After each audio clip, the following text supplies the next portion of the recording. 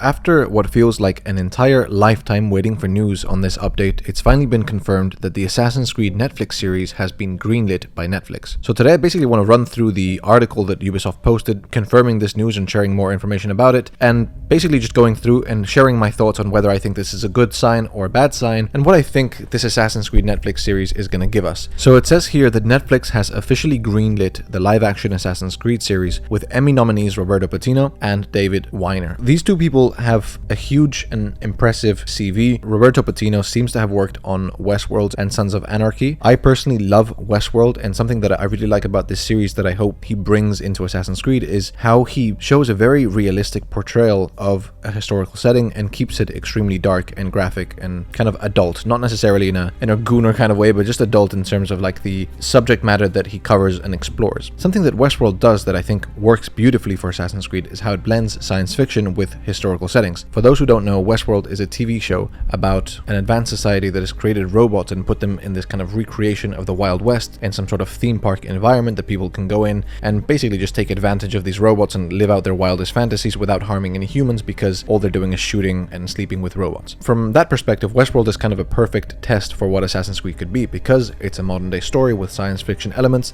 that takes you back to a historical setting. And when Westworld started getting worse was when it stopped going back to the kind of history and focused more on the modern day. On the other side, the other producer is David Wiener, and it seems like his latest project was Halo, and we all know how that went. But either way, it says the Assassin's Creed live-action series is a high-octane thriller centered on the secret war between two shadowy factions, one set on determining mankind's future through control and manipulation, the other fighting to preserve free will. So here's where the first red flag happens, and I might be reading too much into this, but I really want to make sure that I flag something that I've been noticing with Ubisoft and what they're doing in terms of their copyright and the words that they use. They could have very easily, in this press release, said the Assassin's Creed live-action series is a high-octane thriller centered on the secret war between assassins and Templars, but instead they're talking about two shadowy factions. They're talking about what they represent, because I think that even though it's an Assassin's Creed TV show, they're not going to talk about the assassins and the Templars, but rather the hidden ones and the fucking Order of the Ancients, or they're going to make up a brand new order and a brand new hidden sect. My suspicion is that using words like assassin and Templar doesn't give a lot of freedom for copywriting and trademarking, and what they're trying to do is reinvent what the assassins and the Templars actually look like. It's, I think, the reason why since 2018 we haven't had assassins in Assassin's Creed. No matter how closely they act like that, they're always called hidden ones or something else, and we haven't had Templars in Assassin's Creed. They are always called like the Order of the Ancients or some other local term. So the press release then goes on to say what they're looking forward to with this show and how long they've been working for it, and we know that they've been working for it for I think 5 years. It was kind of announced in 2020 when Ubisoft announced the partnership with Netflix, and we were all thinking that it was either cancelled or was stuck in development hell, and it seems like it was, but now it's slowly coming out, and they're making a very interesting press release about it. So one quote that I really liked in a joint statement that they made here is, "Beneath the scope, the spectacle, the parkour, and the thrills is a baseline for the most essential kind of human story, about people searching for purpose, struggling with questions of identity and destiny and faith. It is about power and violence and sex and greed and vengeance. But more than anything, this is a show about the value of human connection across cultures and across time. And it's about what we stand to lose as a species when the connections break. We've got an amazing team behind us with the folks at Ubisoft and our champions at Netflix, and we're committed to creating something undeniable for fans all over the planet." Not only is it obviously saying the right things, which a press release is going to say about how excited we are, about how we've been fans for so many years, and how we really want to bring it justice. That's what every show says, and not every show does that, like The Last of Us Season 2 or the Halo show. But what they're saying about how these stories are about vengeance and power and the importance of liberty and identity and culture, these are all the things that Assassin's Creed very much understood from the first game. And I think that they're going back towards the first game to understand what this show should actually be about and should actually explore. It seems like they're not going to shy away from talking about more serious topics or talking about them in a more serious way. And I'm getting Game of Thrones kind of vibes from this, mainly because I know the producer of Westworld, I know what Westworld is like, and I think that that tone would be perfect for Assassin's Creed. I really do believe that that is a good sign. I'm not sure about this Halo thing, I'm not a fan of that, but we'll see what he does, because, you know, you can't judge everyone on a team project and say it's their fault. Another thing that was mentioned at the beginning of the article is how the series follows characters across pivotal historical events as they battle to shape humanity's destiny. And this is kind of where I want to go from just covering the article to sort of theorizing about what I believe this show could look like and what it'll be. The way that I think an Assassin's Creed show could work most successfully is by having each story arc be self-contained within the season, with maybe some characters that permeate through all the seasons. So for example, just like from Assassin's Creed 1 to Assassin's Creed Revelations, you had two different protagonists in the historical setting, you had 4 different settings. So you had the Crusades, then you had Renaissance Italy, but in Renaissance Italy you had Venice and Florence, and then you had Rome, and then in Revelations you went to Constantinople. That's kind of how I think that it could work in the TV show, with maybe some modern day protagonists like Desmond's son or someone like that leading the charge and being the protagonist that appears across all seasons, and then every season you go to a different historical time period. From that sentence, it seems like maybe every episode will be a historical time period, or you'll be seeing the stories of many assassins across many episodes in many time periods, and it's kind of like this multi-parallel storyline. I'm not sure exactly how it's going to work.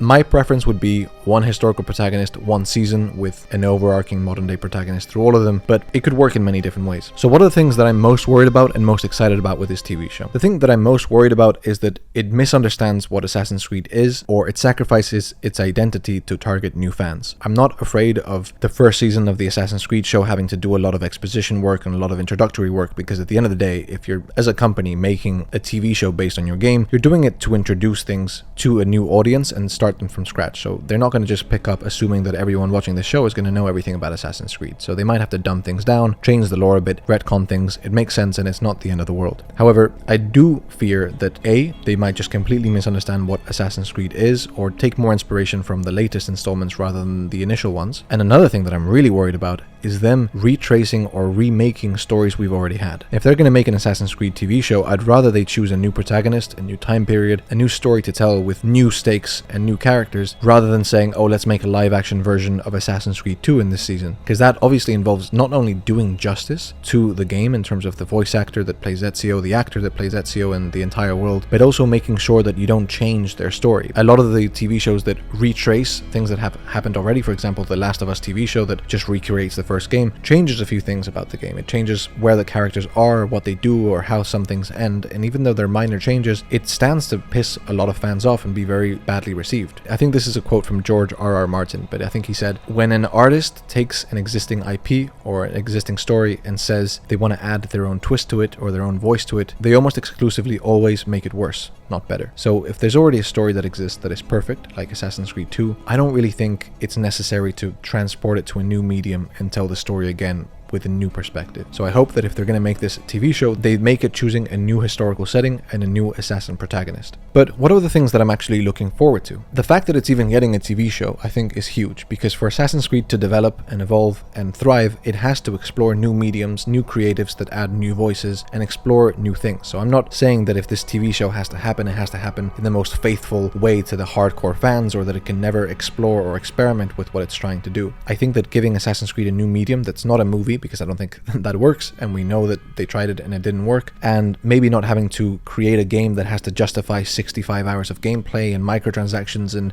figure out how Assassin's Creed can work in that business model. Having a brand new medium, a brand new form of storytelling that only focuses on the story, as sequential and episodic as a TV show, not only fits Assassin's Creed, but I think sets it up for future success and for the possibility of this show to thrive in that environment. Again, the track record for video game adaptations and TV shows is not fantastic, but it's also not horrendous. I know The Last of Us Season 1 was a show that a lot of people really liked and people were satisfied with, and that all kind of just went to shit with Season 2. But I don't know, you let me know if it's realistic to expect them not to retrace stories, or if you think they're going to take the Last of Us approach and basically just remake the games in a TV show. Let me know what you think about this press release and how you think it will actually turn out and how it will be structured. And if you want to watch a video where I discuss what I think Assassin's Creed is remembered as and the folly of thinking that it was always this realistic, grounded thing, you can watch this video now.